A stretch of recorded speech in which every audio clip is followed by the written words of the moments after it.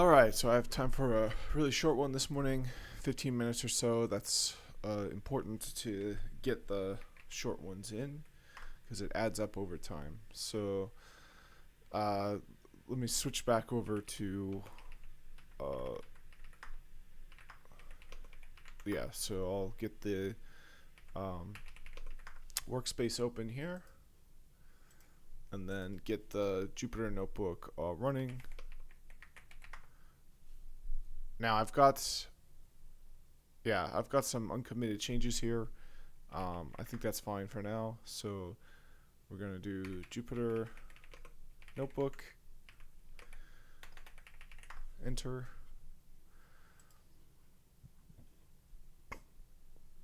All right, use case 8, and then run down to the graphic, most recent graphic in the book, which is, or the most recent cell that was run. So it's my model.add cell. Oh, so we'll do a reset.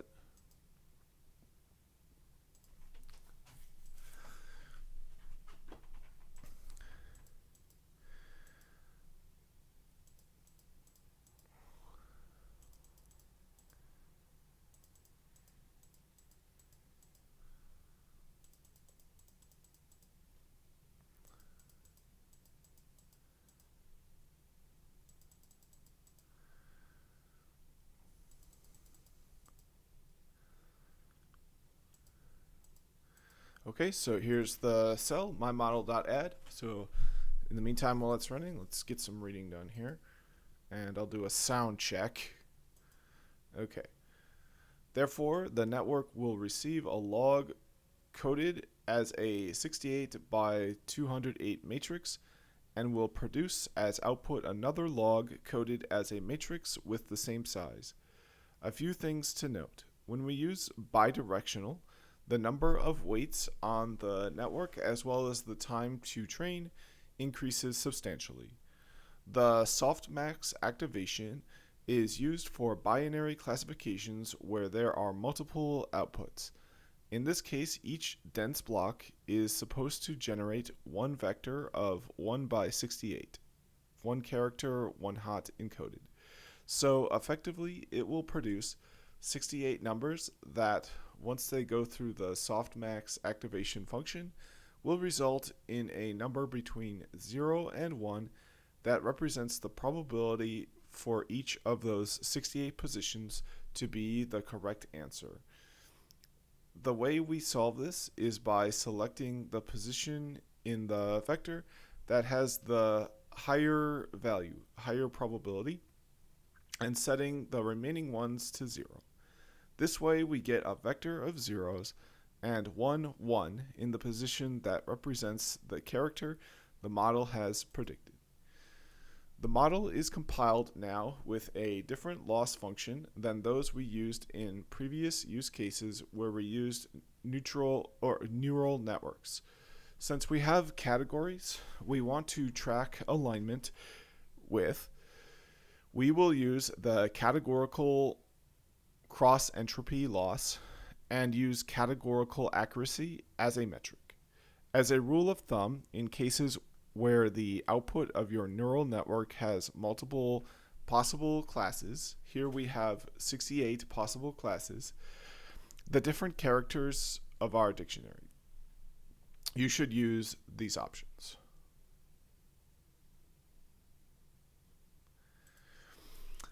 There are others you can explore as well if you want to know more. We will also set accordingly our checkpoints with val categorical accuracy as the metric we want to monitor and the mode to be max. We want to maximize accuracy. There we go. Looks good. The training command will be exactly like in the previous cases. This time, though, we are providing explicitly the validation data. Before, it was extracting it automatically from the training by a random selection. All right, so now we're down to, so we got an accuracy assessment. So let's see how that compares. Checking on the notebook. It's probably not ready yet. So we got that error. So we've got this error before. It wasn't causing an issue, so uh, that must be just for some aside thing that doesn't pertain to the rest of the code.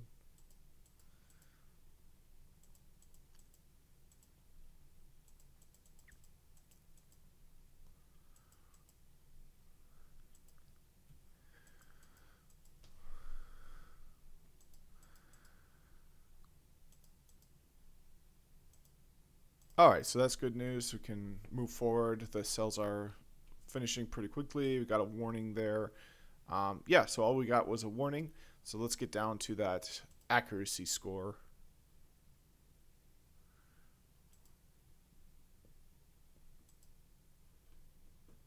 Oh, so we got an error here. So just move on with that. Oh, error here. Callbacks list is not defined. So I think we define it probably in this error cell. Yeah, so we have to rename. We have to do the tried and true rename this file here in where it's actually pulled. So we have to name it here, of course, to pull it from where it exists. The file exists here in this local instance of the repository that I pulled down from GitHub. So the file is one of these. I'm not sure which one. It's next log prediction best. So we have log prediction best and next log prediction best. So this is the one it is. So we have to rename it to .keras. There we go. And then and it still operates the same. Oh no, it doesn't. So we can't preview it anymore, but we should be able to pull it into the code now. Okay, so no errors now. Oops, so we got a problem here now.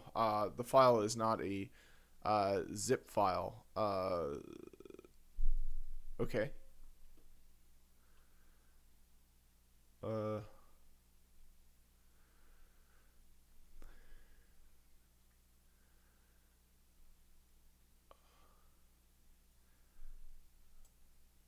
Let's try loading in. Let's try this. Let's try loading it in. Let's do this. So we're gonna do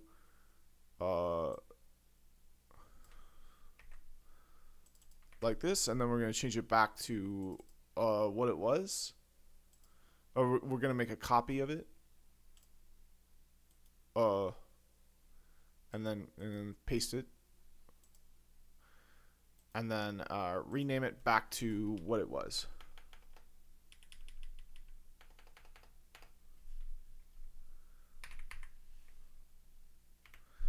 Okay, and then we're going to pull in this file for this cell here.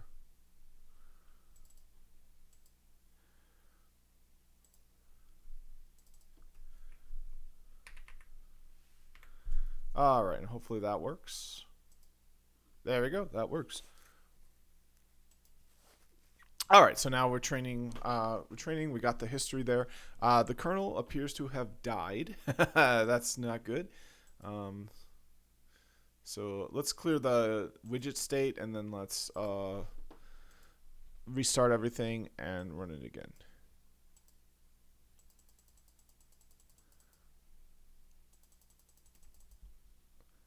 I might want to go back to that dead cell and troubleshoot that. The rest of the cells won't run until, or yeah, so it will. I'll have to go back and kick off the cells again after that error triggers. But I can do that. So for now, let's give it some time to create the events data frame. That takes a few minutes. This model takes a while to train, about 5 minutes per epoch using a GPU. Per epoch. Okay, so I won't be able to do that one. I have run this twice to get around 80 epochs. Yeah, so 80 times 5 is it'll take many hours. The yeah, about 10 epochs will be 50 minutes, so that's about an hour. So it could take, about 80 hours, assuming that mine takes more than 5 minutes per epoch. The results are modest, around 62% accuracy. But what does that mean exactly? What That we get the log right 62% of the time, or that we get 62% of the log right most of the time? It is more the latter. You need to consider that we are predicting tokens, in this case characters. It is the accuracy on a per character basis that is being calculated. The model is not equally precise in all positions in the log. Some positions have more variability and random behavior, while other positions are more easily predictable. So the accuracy across the log is not equal. The average is 62%. Let's see what that means exactly by looking at logs and how the predicted one looks like. Yeah, so something to remember about averages is averages can be skewed. So if you have one person in the room is 9 feet tall and the rest are 3 feet tall, the average is going to be way higher than most. It's not going to reflect the heights in the room, because basically no one will be the exact height of the average. So it averages can be skewed. So what's happening here is, let's say, so you get everything working perfect, but then a few times it doesn't work perfect, so that skews the average down to 62%. So that can actually be a value where things are functioning a lot better than you would think. 62% on a exam or whatever would be like an F score, but if you think of it like an exam, that would not be a fair score, because of how things are weighted. So yeah, it just depends on what the results are. Let's see what that means by looking at logs and how the predicted one looks like. Before that, we need to have the mechanisms to transform back this sequence of zeros and ones into numbers and into characters. All right, so time to check back into the notebook. And hopefully we hit that. Yep, so we hit the failing cell. So the failing cell has an invalid index error of 0. So, and then that's on line. Let's see here.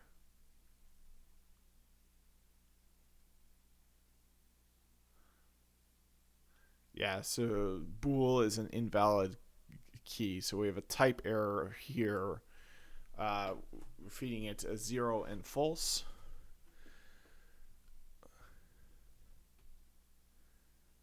So unfortunately, it's not saying anything about. Oh, you know what? Yeah, this is it, because it's it's line 6 in there. Events df at. So this one here, I think it's the device mask is weird. So let's print off the device mask.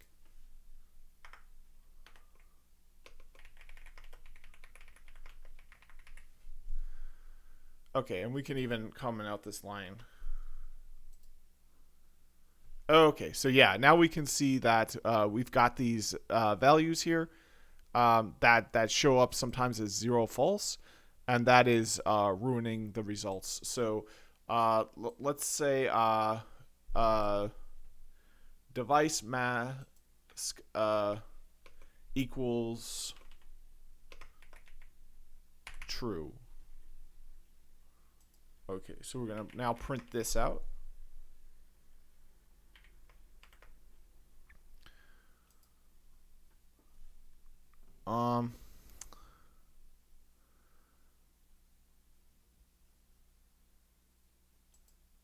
I think actually I need to use is.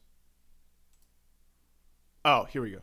So yeah, so device mask is true, is false for all of them. I was hoping to see a pattern where we get false, true, true, true, false, true, true, true, because then we could use an if statement and only run it on there. But let's do a index of it. Yeah, and then see what we get for this. There. Now we've got oh, okay. So now we've got the index that looks a little bit more um, useful because the values actually vary. Should get an index error at some point.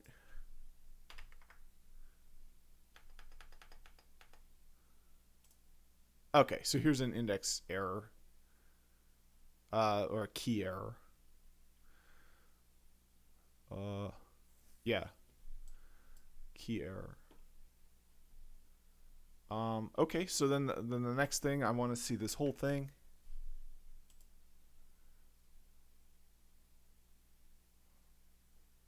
Okay. And I want to see a type on it.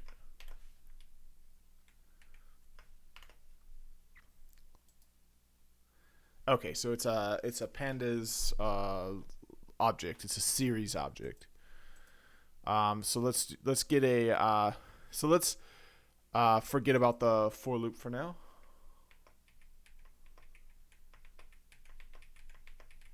And then just play around with this pandas series object. So we're gonna do a dir on it.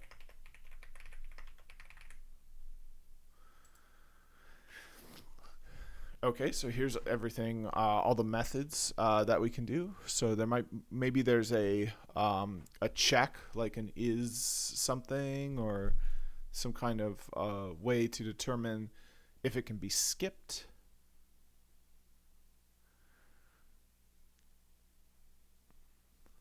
So there we go. So here's okay. You know what? Maybe we can do this. Is null or is NA?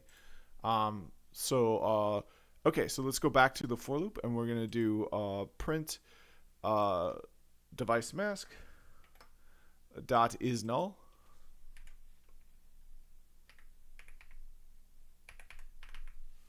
Okay, and then and then we'll do a print device mask is NA. Okay, and I think we need to use these are methods, so we need to call the method like this and like this as well. All right, so now I'll do one at a time. So we'll comment this out, and let's see what we got.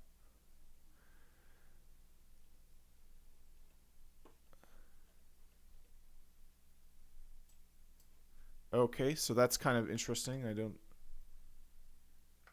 Doesn't look like what I was expecting. Now we got a series oh,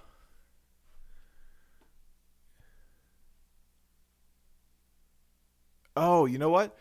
This looks good because when we do that is null, um, you can see for one of these entries we got it is null. It is null. So if we take the null out and do it, now we get the 0 true. But then if we add the null back, is null, we can see that it's true that it is null. So we should be able to do, since it's true, it's a Boolean. So we should do if device mask is null, and we don't need to call the method. We just need to see whether the class, because the class should evaluate to true or false, and I can demonstrate that. So if I use bool on device mask dot is null, now we should see that pattern of true, false, false, false, false, true, false, false, false that I'm looking for. So I think I have to print it.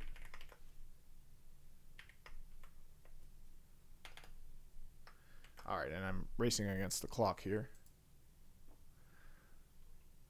Oh, so unfortunately, it looks like we only get true. We don't get that pattern of true, false, false, false.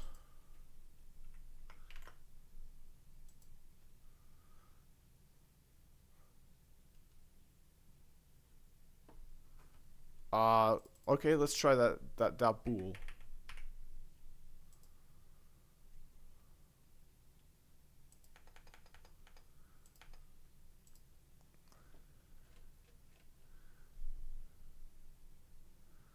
All right.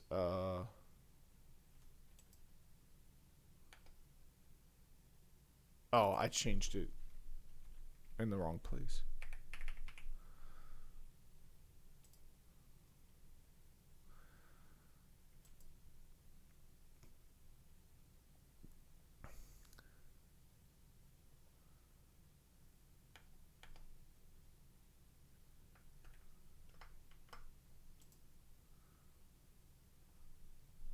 Okay, so we do get the weird true false differences here.